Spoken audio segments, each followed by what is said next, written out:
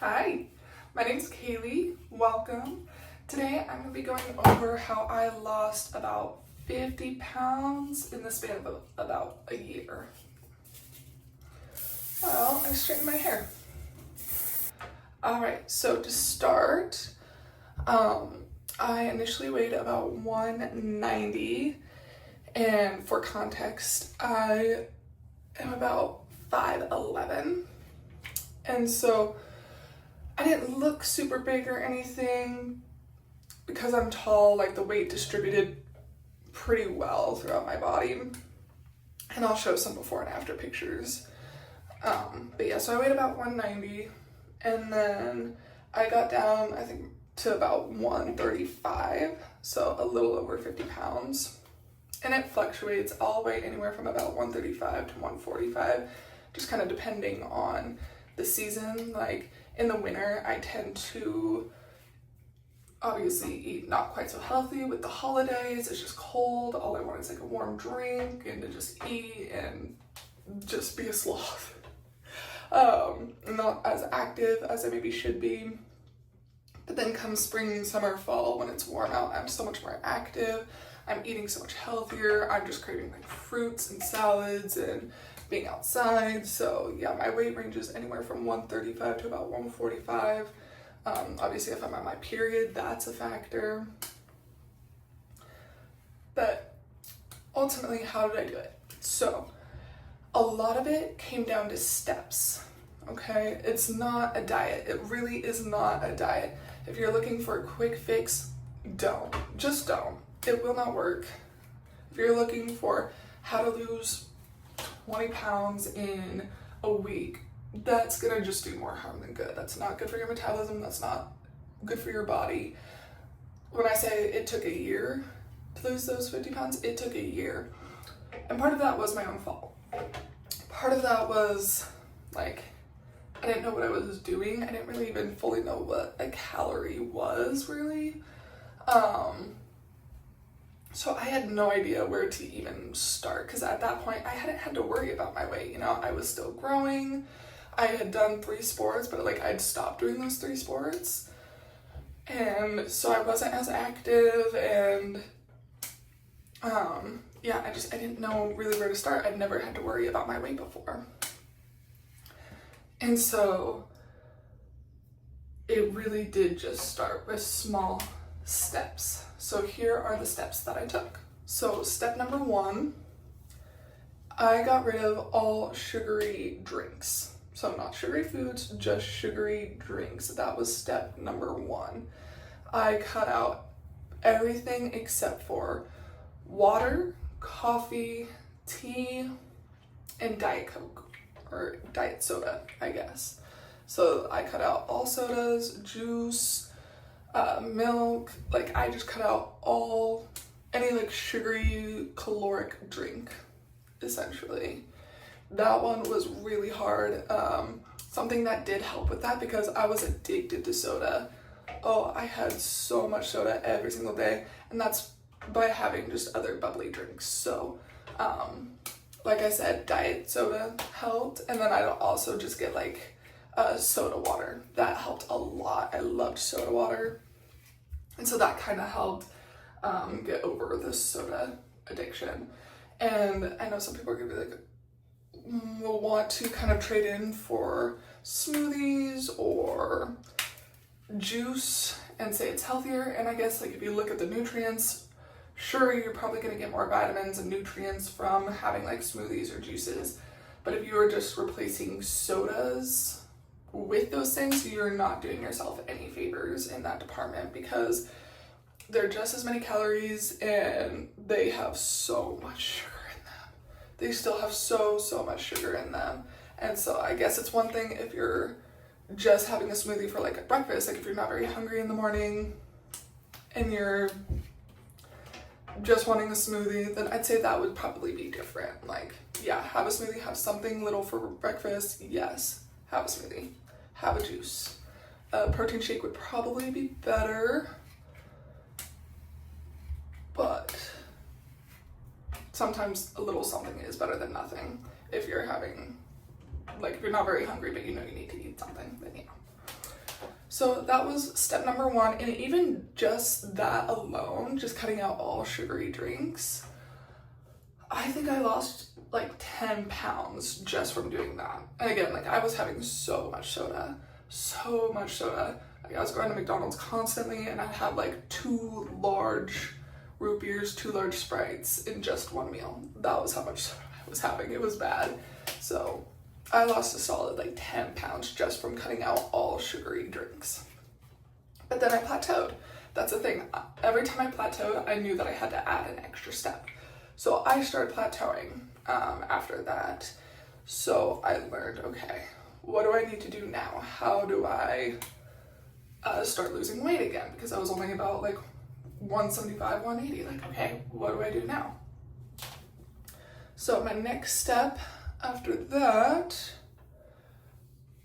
was I ended up cutting most sugar. Like, so most sugar, and that meant like no more, in terms of like no more desserts. Like I still had sugar like in my main meals, but I stopped having so many desserts. I remember at my worst, I was having like eating an entire pan of brownies by myself like every 3 or 4 days. I would make a batch of brownies, eat the entire thing by myself, and I would do that like 2 or 3 times a week. So that was my next step, was cutting out most desserts. Like I'd still have it every once in a while, but it was maybe excuse me, sorry. It was maybe once a week that I would have something, and it wasn't something big. It wasn't like I would full on binge or eat an entire batch of brownies anymore. No, I would just have like a piece of cake, or I'd have an ice cream cone from McDonald's. It would just be something like that. So I cut out most sugar and would just focus on having my main meals. But again, I think I lost maybe another 5-10 pounds, plateaued. That only worked for so long. So then I was like, okay, what now? Next step, step number 3. Ended up being cutting my portions. This one is where it's like around this point, because I was getting to about like 165 or so at this point. Cutting, like it was getting harder and harder to lose weight. With every new step, it gets harder and harder. Like once you start getting to your goal weight, it gets that much harder to lose, like even just like a pound. But at this point I was like, okay, what do I need to do now? Cut down my portions. So that's the thing. I was eating like these huge dinner plates, and I'd be doing it, 3 times a day, if not 4 times a day. I'd be having a huge dinner plate of something 4 times a day. And I was like, okay, maybe I just need to cut down my portions just a little bit. So I did. Instead of having the huge dinner plates, I cut down to one of the salad plates about this big. And I would intentionally do that. Like I wouldn't put this portion on a big plate and eat it, because then it made me feel like I wasn't getting full. Like I'd look at it and be like, oh my gosh, that's such a small portion on such a big plate. So instead, I just full on used a small plate and filled it up, and I'd look at it and be like, oh yeah, that looks like enough food, because like it tricks your brain into thinking, oh yeah, that's a lot of food. Like when you finish a small portion like this on a small plate, it tricks your brain into being like, oh, I ate quite a bit because it filled up the plate. Even though it's a smaller plate, it's the same amount of portion that you would put on a big plate. Putting it on a smaller portion or a smaller portion plate just helped me think, oh yeah, I finished my plate and I don't need to eat anymore. Well, I finished it, it's done, we're good. It looked like a lot because it was on such a small plate. And so then I would do that 3 to 4 times a day. Whereas before I was having a huge serving on a huge plate 3 or 4 times a day, I was now having a small portion on a small plate 3 or 4 times a day. So that really helped. I think I lost like another 5 pounds from that. Then, so at this point I'm about like 160, 155 maybe. And so at this point, like I'm getting to a good weight. Like I'm getting to a place where I'm a lot healthier, a lot happier. And so next part was learning how to listen to my hunger cues, because at this point I still really wasn't listening to my hunger cues all that much. It was just eating when it felt like it was time to eat. That really did not help, like, because at some point, like, I did put in like a time limit, like, oh, I can only eat at like 6 or 7 o'clock in the morning, like right when I wake up, then I can only eat at 12 o'clock, and then I can only eat at like 5 o'clock. And so I would put those time constraints on myself, and I would eat even if I wasn't hungry, or I wouldn't eat even when I was hungry. And so learning just kind of what works best for you. Like, learn when you are actually hungry and when you're not. Don't just eat when you're not hungry. That's not gonna help you. But also, if you are hungry, eat something. Like, try to just have like a small snack. It doesn't need to be a full, even small portion meal. Like, if you're just wanting something small, a couple bites of cheese, have a couple bites of cheese, like, you know, and then just realize like when you are full. And also, do not eat until you are full. Something I was always taught is get to about 70 to 80% full. Never get to the full 100% full, because then you're just like, you feel gross, or at least I feel gross. I feel gross when I'm at like 100% full. On some level, it's like, okay, yeah, I feel kind of good, but like, I don't feel like it could go like on a run right now. Like, if I don't feel like I can go on a run, I'm like, oh, then I'm too full. Like, I don't like that feeling. I don't like feeling like, oh, I couldn't be active right now. So I kind of like to get to, and I've been taught to, get to about 70 to 80% full, just when you were content. Get to where you are content, not full. So that was my next step of just really learning to listen to my body, listening to my hunger cues, and letting myself be a little bit hungry. Not getting all the way full, letting myself be just like a little bit hungry though. So then last step, I'd say this was about the last step, because at this point I did get to about like 145 to 150 using all these tricks and taking all these steps. I did get to about 145 to 150, but I just wanted to get to that last little extra bit. Like, I wanted to lose just like another 5-10 pounds. Like, I wanted to solidly be within the 135 to 145, and this took a little while to figure out like what weight I felt best at, because even still at like 150, like I was healthy, I was good, I looked good, but I just still didn't really feel good. My body didn't really look still how I wanted it to look, because I felt like I still kind of looked skinny fat. So I wanted to just lose that last extra like 5-10 pounds, and those are the hardest to lose. I still struggle with it sometimes. Like when I get up to like the 145 when it's winter time, oh, like I'm still kind of trying to like lose it a little bit, and I've gotten back down to 140 right now. But ooh, losing those like 5-10 pounds once I get to like 145 is so hard. It really can be. And so that's where these next kind of step or two kind of comes in.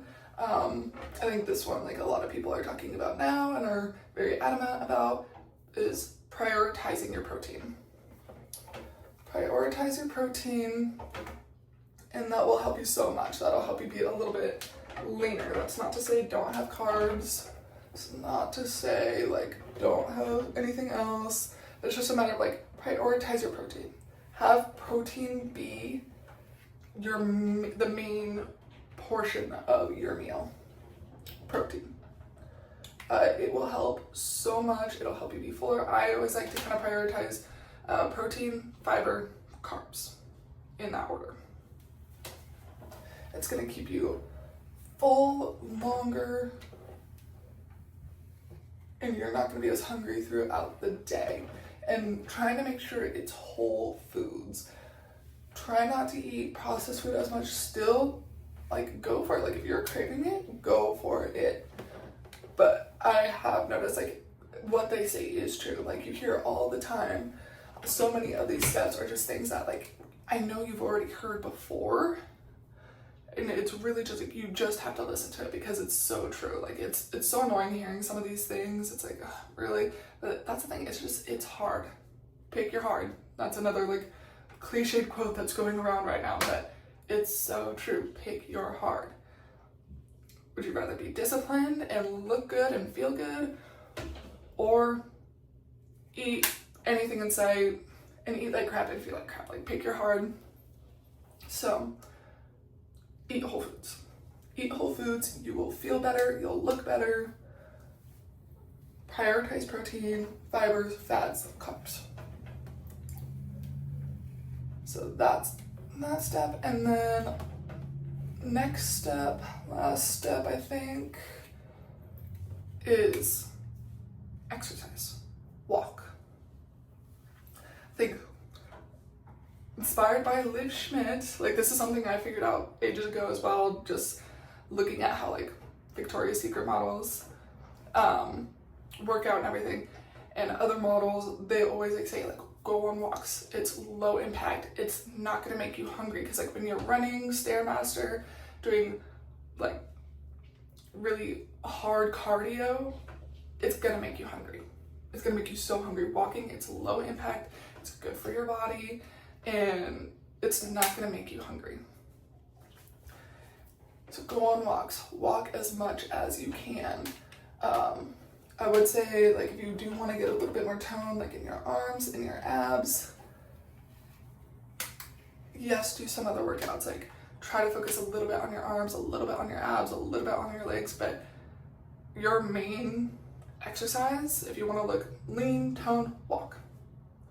Liv Schmidt. I'm a Liv Schmidt defender for life. And it's so true. She said it best. Walk. Just walk. Alright. And so and that is like those are the steps that got me from like 190 to like 135, 140. I lost a good 40 to or 50 to 55 pounds in a year. And it's gonna take a while. And that's okay. Let it take a while. Another cliche. It's not a diet, it is a lifestyle. If this is, the body that you are going to want to maintain, if this is the body that you are going to want to live with, then that is a lifestyle. You can't just lose the weight and then think you can eat whatever you want. That's not how that works, babe. It's just not. If you try to just lose like 20 pounds in a week and go on this crazy extreme diet, it's not going to help. You'll maybe lose the weight if you're very motivated and dedicated and disciplined. You will lose that weight. But then guess what? If you think you can just go back to eating as much as you were, I mean like, yeah, I lost the weight. No, you're gonna gain it all back. You have to find the right steps in order to lose the weight and keep the weight off. But yeah, so that is how I do it. And now you might be asking like, okay, how do you maintain? How do you maintain the weight then? So here is how I kind of maintain my weight at this point. So a lot of it is just staying true to those previous steps. But I do give myself a little bit more grace at this point. Like I don't get mad at myself if I have a slice of cake or a little bit of ice cream or a piece of chocolate. Like a lot of it is giving yourself grace at this point because it is so hard to be so disciplined for so long. You have to just learn to give yourself grace. A lot of it is giving yourself grace, like not overeating, but like when you do mess up, like that's okay. Like you're not gonna be perfect at this point anymore. Like if you're maintaining you're okay. One bad day is not gonna ruin all your progress. It's when you give up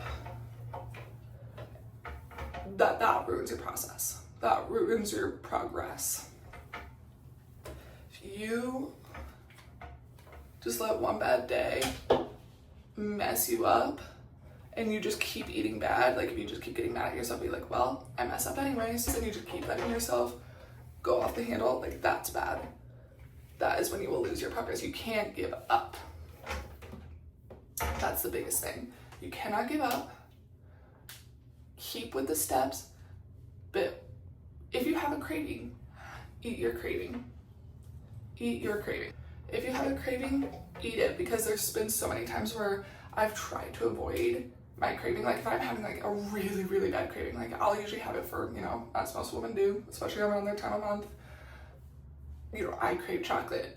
I crave chocolate so much, especially those like, you know, the white chocolate holiday Reese's, like the eggs for Easter or the trees for Christmas, and then the white chocolate ones. Oh my gosh. I'm a slut for that. I can't help it. It is so hard for me to sometimes, like I'll see it at the store, and if I'm already having a craving, I about can't say no. And so in those moments where you were just dying for a sweet treat and you need it, you need to learn, like sometimes you just gotta get the food. You just have to get it. You just have to get whatever that sweet treat is, because if you try to eat other things, because I've done this so many times, where it's like, oh, I'm craving chocolate right now, but I can't have chocolate. I can't have chocolate. I'm gonna try to eat something else, and then I would try to eat like chicken or fruit. Like I'd have strawberries or something. Be like, yeah, I'll just have like something like that. Like it's still sweet, but the thing is it did not satisfy that craving, and I was still craving the chocolate. And so then I would just eat and eat and eat and eat. Like yes, whole foods, healthy foods. But I would eat like 500 calories worth of healthy foods when I could have just eaten 200 calories of a candy bar, and that would have satisfied my craving. So learn when you need to just give into the craving, and when you can just go and eat fruit instead. Listen to your body, recognize the signs, give yourself grace, and continue to, again, prioritize protein, prioritize whole foods, and continue to go on your walks. Continue to walk, continue to exercise, and most important, don't give up.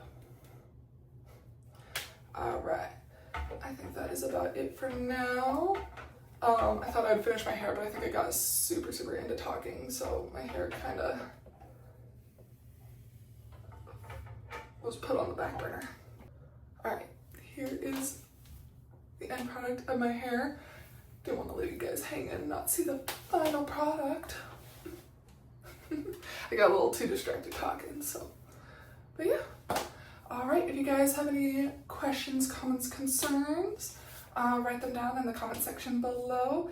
I try to respond to everyone as best I can, unless you leave mean comments, in which case I'll just take the